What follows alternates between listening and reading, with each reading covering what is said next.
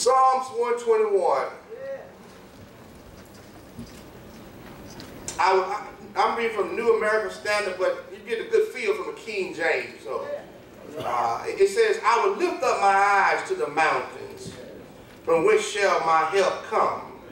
My help comes from the Lord who made heaven and earth. He will not allow my foot to slip. He would keep you.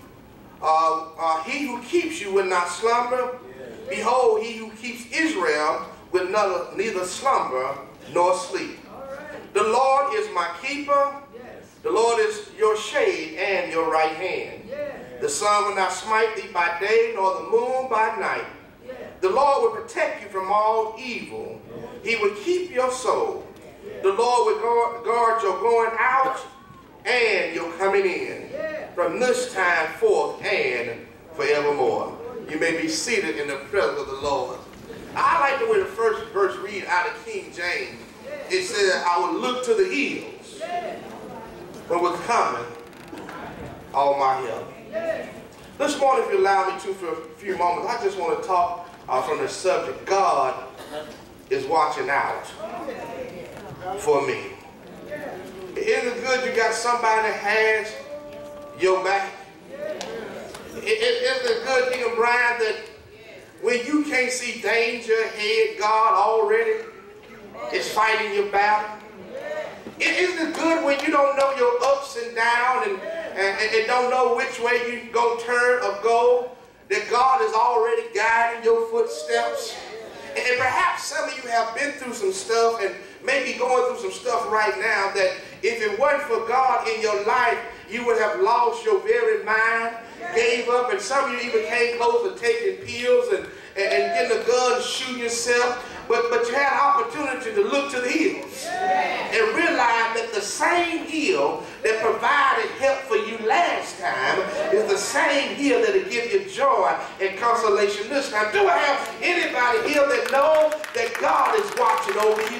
Anybody know that the Lord has your back, and despite how much trouble you have in your back, despite the pain and aches you have in your body, God will still supply all of your needs according to his riches and glory?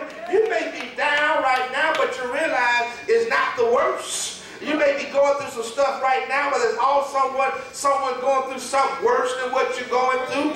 So when you consider what you're going through and you put it up against what somebody been through, you have no choice but to say to God, I still got to give you a praise. And if God has taken you through some storms and rain, you still should have something to shout about because he didn't leave you in the storm. You don't have anybody here been through some storm in your life and the storm came and you thought it was going to take you under, take you out, but you just gave God a little time. You realized the bullets didn't kill you, cancer didn't take you out of here, your bills didn't take you under, and you still got your head above water. You got a reason to say the Lord is watching over me.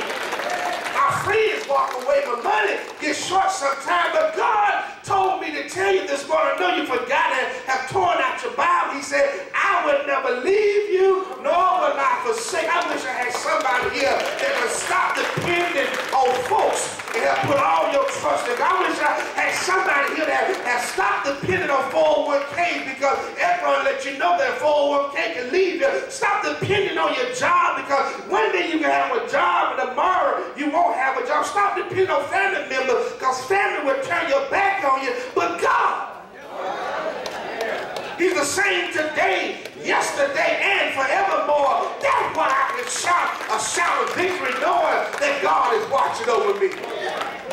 This here, true enough, Mr. Johnson, is a psalm of degree, a psalm of ascent. There's 15 songs that deal with songs of ascent or degree, which said as the children of Israel were ascending to Jerusalem, they got a glimpse of the hills of mountain before them, and that the hills represented Jerusalem of the holy city. The hills looked so majestic in their stance and looked so good, and every time they became weary, they would look off in the distance and realize, even though I'm traveling in this barren land, I still can and see the holy city. In other words, as long as I have my eyes on God, what I'm going through doesn't seem so bad. Do I have anybody here that knows as long as I can see the hills of God, see the hills of the holy city? That's why they shouted the song here, say, when I look to the hills, as I lift up my eyes to the hill, because sometimes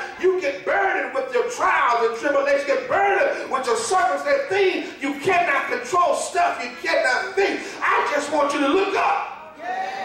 Look up to the hills. Every now and then you ought to get a glimpse of the majesty that lies before you. Look up the hill that God has before you. When you can see God for yourself, you got something to shout about. In other words, as we relate it to our day and time, when I raise my eyes up and look to see all the goodness around me and all that God's doing, and in my spirit get a glimpse of heaven, I realize that trouble don't last always. That's why the songwriter said, when I look to the hill from which cometh my help, even while I'm in this wilderness state, I still got help right now. Do I have anybody here know God's sending help your way? So Psalms 120 begins this journey in a distant land with hostile surroundings. Psalm 22 picture pilgrims arriving to Jerusalem, and the rest of these psalms move toward the temple, mentioning various occasions that they praise God. But here in Psalm 121 is as if they marching to the holy city. And we are marching to heaven here, and on our right to heaven, in our route to heaven, there will be some times you're going to feel like giving up on your journey. There will be some circumstance that come your way. The blow going to be so hard, it's going to knock you off your feet. But you got to look up to the hills. The hills represents God's. Represent Jerusalem, represent the holy city. And for us, it represents heaven. Every now and then, you got to look toward heaven and realize that your help don't come from your boss. Your help don't come from the paycheck you get on the 1st and 15th. Because that's when folks get paid 1st and 15th and still don't have joy. But you got to understand, when you have God in your life, your help comes from the Lord. God has a way allowing his mystical hand to maneuver that you got a promotion when you should have got demoted. God has a way of putting people in your place, for when you get demoted, they'll find another job for you that you'll make more money than you're making at the job that you have. God has a way of sending affordable health care your way when you just found out you had a diagnosis in your body that you couldn't afford beforehand, and you get a treatment that others cannot afford. God has a way that you can heal and others go on to be with the Lord.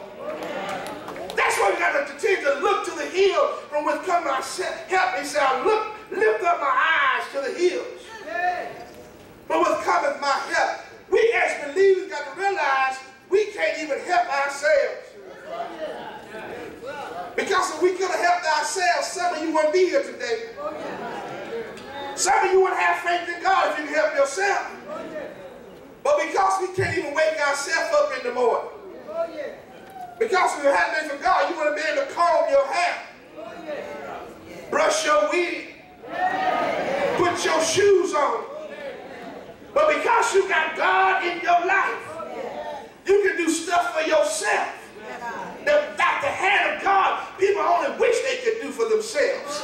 In other words, some of our predicaments could have been worse, but because we kept our eyes on God, we still got joy that people don't understand. We still got peace that surpasses all understanding. When people had counted you out, expected you to have a nervous breakdown and quit, you got up and gave God a bigger praise, because this is just another opportunity for God to show the world that God can break me out. Do I have anybody here that God will put you in some stuff that just showed everybody else that He's able to bring you? I wish I had some Lazarus here that been put in the tomb, left for dead, stinking, and God came forth and called you. I wish I had some Daniel in the lion den where the lion laid down and went to sleep with you, and in the morning you shout, "Oh King Daniel." I wish I had some Hebrew boys here that been put in the fiery furnace but didn't even come out smelling like gold. All I'm trying to say, do I have anybody here that the world counted out, that the devil meant it for evil,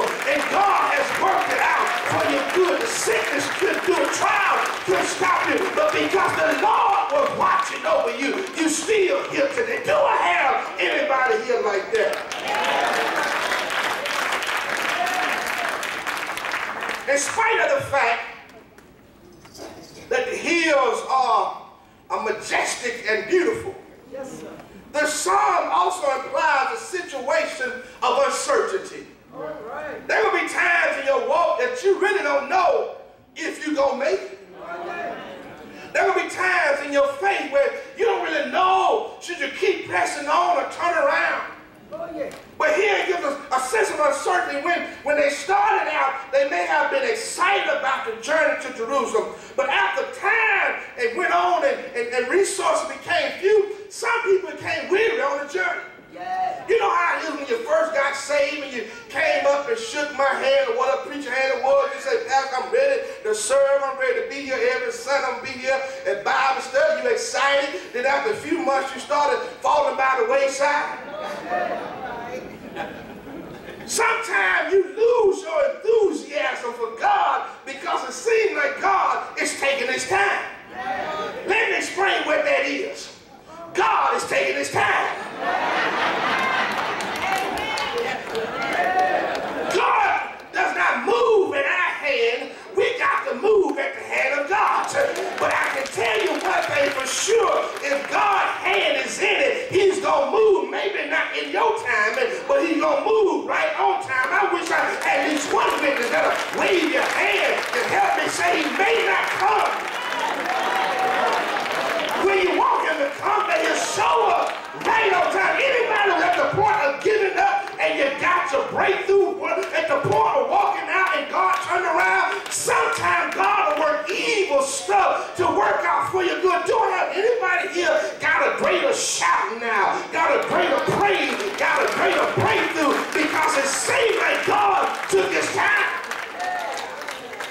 But in the midst of their uncertainty, Mr. Johnson, they reminded themselves of what lied ahead of them as believers, as Christians. Sometimes you're going to get weary in your walk, but remind yourself what's in front of you. Stop looking behind you, but do like Paul said and press toward the mark of the prize of the call of God, which is before. Do I have anybody here that say, if I keep pressing toward the mark, there's a crown with my name on it. I may never be chairperson. I may never get a thank you. They may never pat me on the back, but one day I'll be able to put on my crown. I'll be able to sit around the throne with the throne of the 24 elders and shout, holy, holy. I'll be in the throne room with the four beasts that had eyes all around them and six wings that shout, holy, holy, holy. Now, anybody getting ready for the day when you can see Jesus for yourself? The closest thing to Barack Obama I may see in person was Nate Moon, so I started to stand up when he walked down the aisle. But if I never see Barack Obama, I can shout right now because one day I can see Jesus for myself. Do I have anybody here know that because I'm looking to the destiny hill? Some of they have been looking for a sudden attack, and it's lonely, and that lonely walk, they begin to get discouraged. And sometime in your walk, you have trouble on every side, and you just wait for the next attack. Yeah. But instead of looking around for things to go bad, just keep looking at the hills. You're looking for some more bad news, and just soon as you get over one thing, Sister Parker, it's something else, and you just want this one thing after another. Keep looking to the hills. I want to encourage you, when things get bad, stop looking for other attacks. Stop looking for other bad news and say, this is marvelous in God's eyes. I'm going to keep looking to the hill from which cometh my help. My help don't come from my friends. My help don't come from my family, but my help comes from the Lord. When I'm sick, it's the Lord. When I'm that trials, it's the Lord. When I have trouble and I can't get myself out, it's the Lord. A couple things I want to bring out to you this morning, and we're going to go back and feast a little bit. Amen, Deacon Johnson. Y'all watch Deacon Johnson. Deacon Johnson know I'm trying to slip out early, so he's going to try to get a head start on me this weekend. So we're going to go feast in the back. But before we feast, a couple things I want to understand. God is your source. God is your source. And see, we make investments and everything, and lots of them invest in crash. Stock market crash. You remember Enron? People had worked months prior to retirement and lost hundreds of thousands of dollars. It crashed. God, most of us want to hang on something that's tangible. People want to hold on to stuff that they can touch, feel, and see. We are accustomed to living by sight rather than feeling. But as Christians, we got to walk by faith and not by sight. Our source of supply, our source of help, it is God.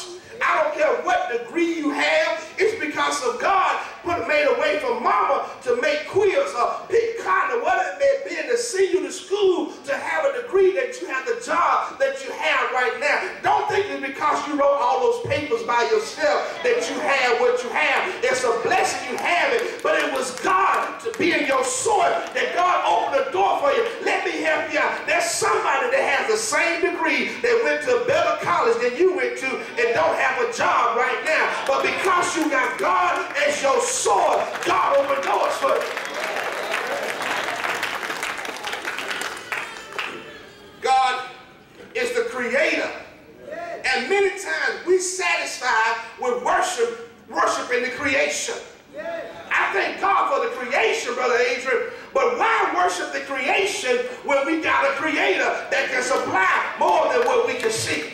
If he's the creator of everything, why just worship the hills when he made mountains? Why just worship the mountains when he made mountains and continents? In other words, stop just praising God for the little stuff you see and start praising God for the blessing that you haven't even seen yet. That's why some of you ought to get crazy with God and start shouting for no reason. And when people ask you why you praising God, tell them I'm praising God because I'm not worshiping what I see, but I'm worshiping God for what's on the way. Sometimes you got to believe God that if he created one mountain, created one hill, that's another hill with your name. Or do I have anybody here that's crazy enough to believe God got some stuff for you that you hadn't even seen yet? He's our source. It's not our 401k, it's not Social Security, not medical team, it's not our health care program, but God is our source. You can go to the doctor, best hospital, best doctor, best surgeon, best anesthesiologist, and you still pass away on the table. But when you got God in your life, you can have substandard health care, don't have a copay in your pocket, but you go see God. They do the x-ray biopsy and they say what we thought we saw. We don't see no more. Oh, you can go and show up, and some of y'all know what I'm talking about. You can go and show up and say, well, I don't know what you're doing.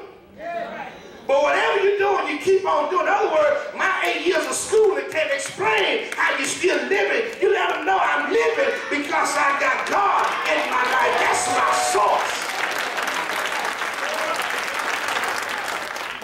Jeremiah 3:23 says, truly in vain is salvation hope for the hills, and from the multitude of mountains. Truly in the Lord our God is the salvation of Israel. Israel, that's us today. My hope is not just in the hills, but my hope is in the one that made the hills. My hope is built on nothing less than Jesus Christ and his righteousness. So if you want something to shout about, shout because God is your source. Number two, I want you to something else that really should knock your socks off. All right. God will provide the help you need. Now see, some of you got a want list, but there's a need list also. God will supply the help you need. See the help that Sister Kenya have is different than the help that Sister Hartley had.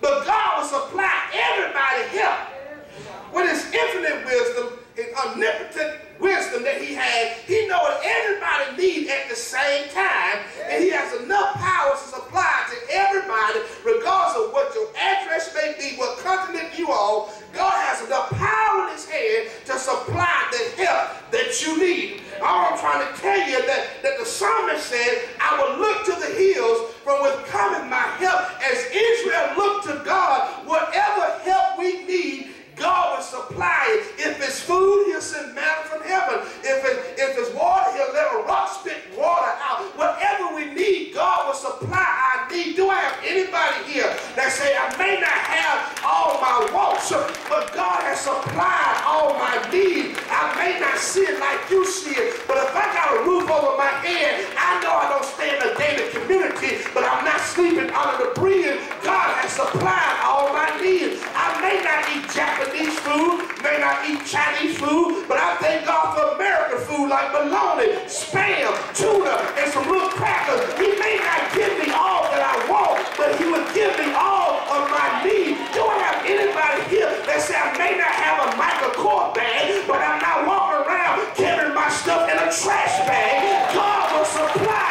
all of my needs. Do I have anybody here that's a living witness know that God will supply all of your needs? So whatever you're going through, every now and then, you got to say, I will look to the hills from which cometh my help, because all of my help,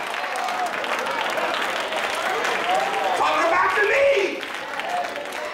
And regardless of your need, God will supply your need. There are some things that are going to trip you up on this Christian journey.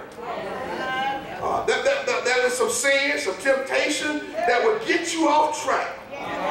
It can come in all shape, forms, and fashion. What danger lies on the road ahead, we don't know. But God will supply your needs.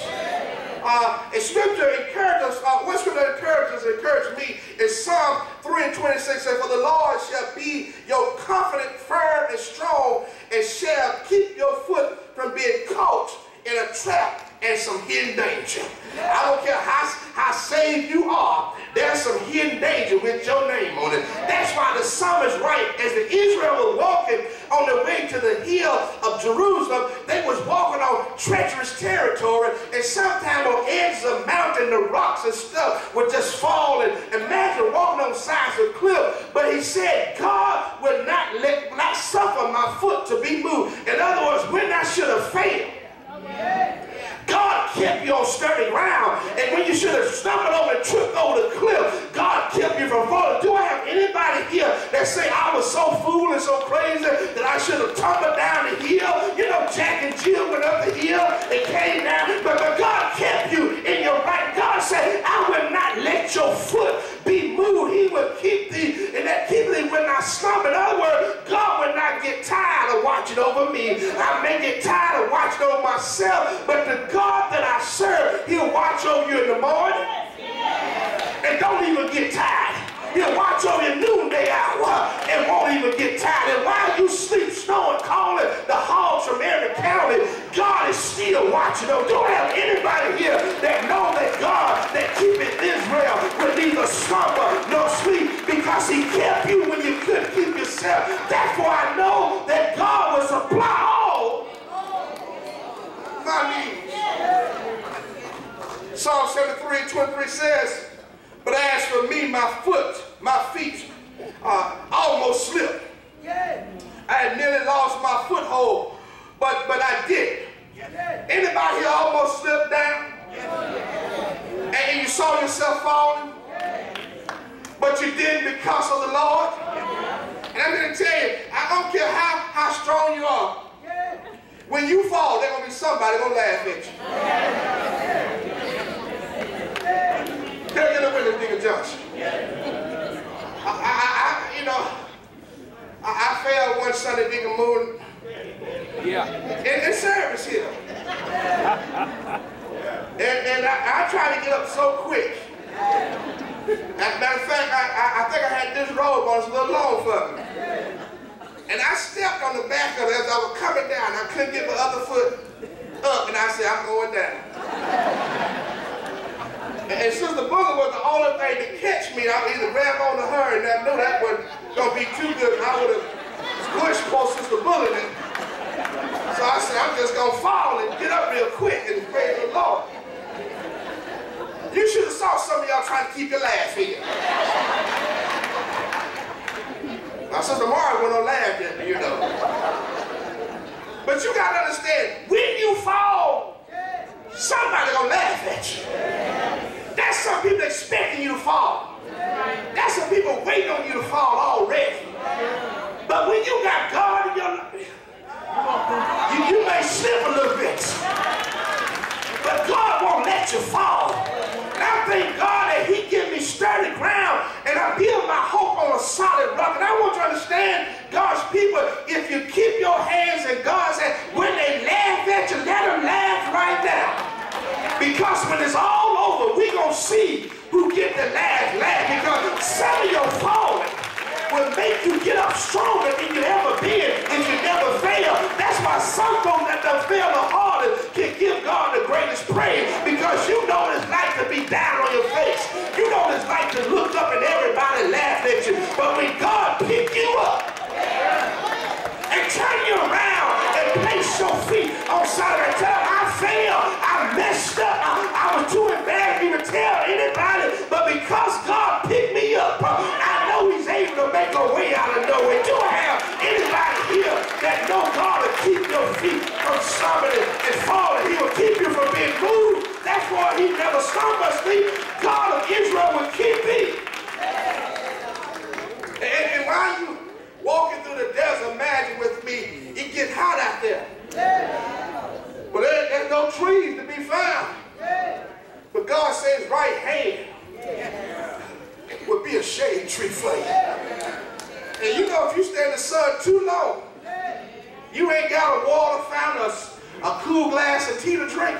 That sun will take you out here walking through the desert. I went through the desert a few months in the military. And I'm telling you, in the morning, it's 120 degrees. Can you imagine walking 40 days, 40 nights? Imagine walking 40 years through the desert. God has a way of keeping a hand. He said his right hand would be a snap. He don't have to use both his hands, but he got so much power that his right hand could be a, in other words, his hand represents protection for his people. All I'm trying to tell you, if I can just touch a little bit of God, I know I'll be all right. That's what the lady had to issue blood. She said, I ain't got to have all of his hand. I ain't got to be a disciple. I don't have to be an apostle. But if I can just touch the hem of his garment, I know if I can just get him to sling his right hand, he'll protect me. And I know God will take care of all of my needs.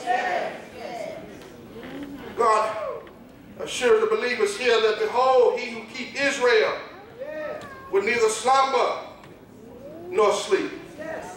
This all this is saying, so the Richard Dean, God sees what you're going through. That God understands what you're going through. Because when he stepped out from divinity and came down in the form of man, he was yet man and God at the same time. So when you have pain, Jesus understands what it's like to have pain. Because Jesus had pain, but yet he was God.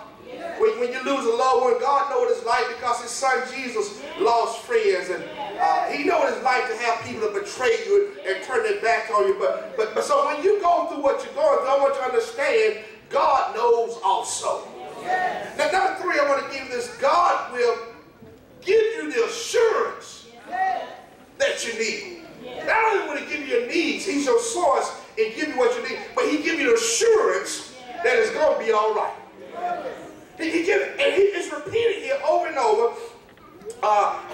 If there's any doubt or unbelief, he gives an assurance through the Son that he will take care of. Look what he goes and say. He said, the Lord is your keeper. That's assurance. The Lord is your shade on his right hand. That's a sign of assurance. The sun will not smite thee by day, nor the moon by night. That's assured that God will take care of you. He's going to say, the Lord will protect you from not some evil, but my Bible said all evil. That's assured that God will take it. He's going to say he will keep your soul. That is assured. All I'm trying to tell you, God gives assurance through this text that God will take care of his people. I don't care what you're going through, but tell somebody, I already read the will. I'm I'm in the wheel, God is going to take care of me. I don't have to wait till tomorrow, for the battle has not been fought, but I can say that victory has been won because the Lord will take care of his people. Do I have anybody here that's not walking through the desert right now, but have the assurance that God will take care of you? You may not know how you're going to come out, but you have the assurance that God is going to bring you out. You got to understand the Lord will preserve thee. How he will preserve you? He will keep you from all evil. He will keep you from the evil. He will keep you from sin. He will keep you from trouble. Do I have anybody here that know you got some haters that's on your trail? You know you got some haters that if they had had their way, they would have took you out a long time ago. Well, don't think it was nothing that you done so crafty to take care of them, but it was the Lord that took care of you. Anybody here know that if it had not been for God, your sickness, your trouble would have took you out a long time ago, but you got the assurance that God will make a way for you. All I'm trying to tell about 10 of y'all, because some of y'all may not be listening to me, but all I'm trying to tell you is God will take care of his people. And because you are a child of God, you can say, not only will he take care of you, but he's taking care of me also. Do I have anybody here, Sister Fraser, anybody here that can say, I know it was the Lord that's taking care of me when I didn't know my ups from my downs? It was the Lord that took care of me when I couldn't tell my day from my night. It was the Lord that took care of me when I had bridge over troubled water. It was the Lord that took care of me. I had haters on my trail. People scandalized your name. People talking about your children. People getting you fired. Sickness in the body, but you're still here. It was the Lord that's taking care of you. Friends walked away. Family turned their back on you, but you still got a praise. Do I have you here today? They say I may not look like much, but I got a God on my side. The devil meant it for evil, but God has worked it for my good. You should have killed me when you had a chance. You should have kicked me when I was down, but God, somebody say God, he took care of me. He picked me up, turned me around, and placed my feet on solid ground. Now I got joy, I got peace, I got happiness, and this joy that I have, the world didn't give it, and the world, it can't take it away. So look at me, call me crazy, say I'm a fool. I will tell you one thing, I am crazy because God has been good to me. So I'm crazy, let me be crazy. If I'm a fool, let me act a fool because I think how good God has been to me. I would have to be a fool not to give him praise. Anybody here know that God been so good to you, and you would be a fool to keep on sitting there when he woke you up, started you on your way, kept you in your right mind when you were ready to get up and quit. Tears wouldn't stop flowing, and God wiped away all of your tears from your eyes. You'll be a fool. Just sit there like God owes you something. If you can't say a word, God, just wave your hands. You may have bad knees. I understand that. You may have a bad back, but you at least walk a little bit and let somebody know you thank God for what he done for you. I wish I had somebody that know it was God. How you know it was God? Because he walked on water. He fed 5,000. He raised the dead. But that's not my testimony. My testimony that really made me shout is what happened on Calvary. One Friday night, he went to Calvary. They put nails in his hands, put spikes in his feet. When they messed up, he said, if I lifted up from the earth. I draw all men unto me. They put him on that cross and they lifted him up. And the sun refused to shine. The moon turned red and the roar began to rock, rattle and roll. They pierced him in his side. Blood and water came running out. But that's not the end of the story.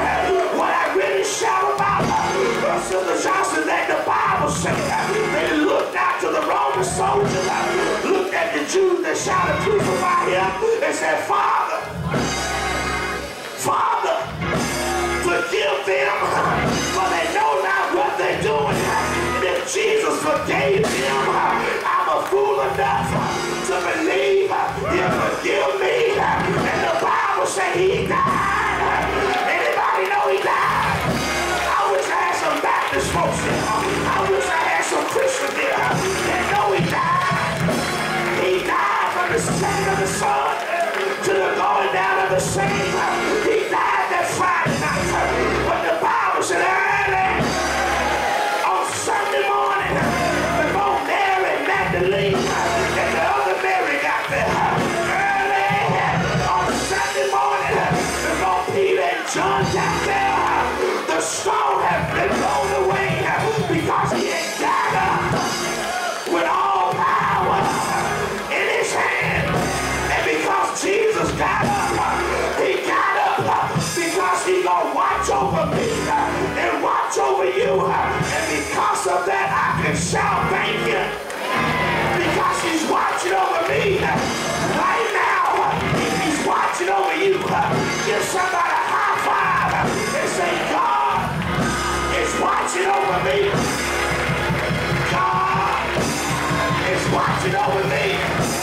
Just sit back and watch the end of the story. I know you laugh because I failed, but get better and laugh again when he turned things around. God is watching over his people. You are a child of God. You may cry. You may have trouble in your life, but God is watching over you. So I would look to the hills, but what's coming? All of my help. All of my help comes from the Lord. I want you to understand, Tremont, that your help is not in you. Your help is not in me. Your help is not in your deacons. Now, we all may be resources to point you in that direction. But your source of help is God.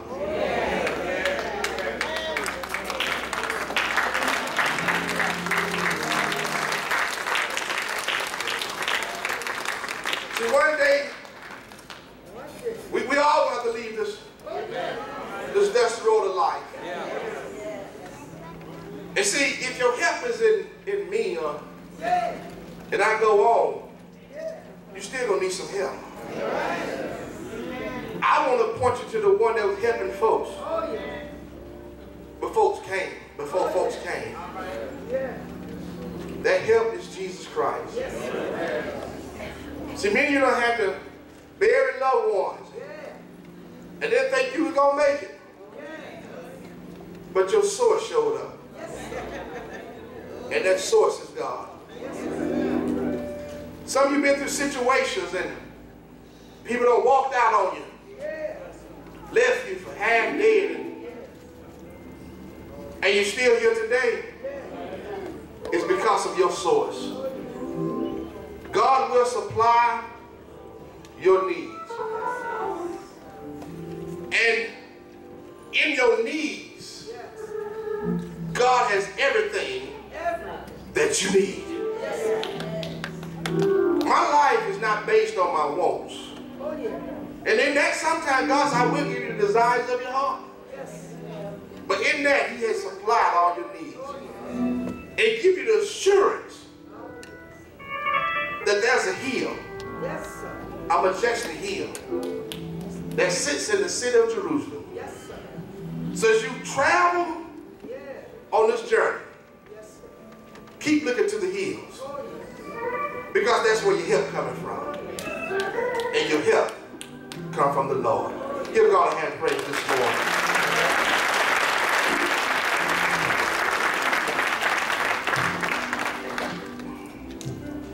We can depend on God for all of our help.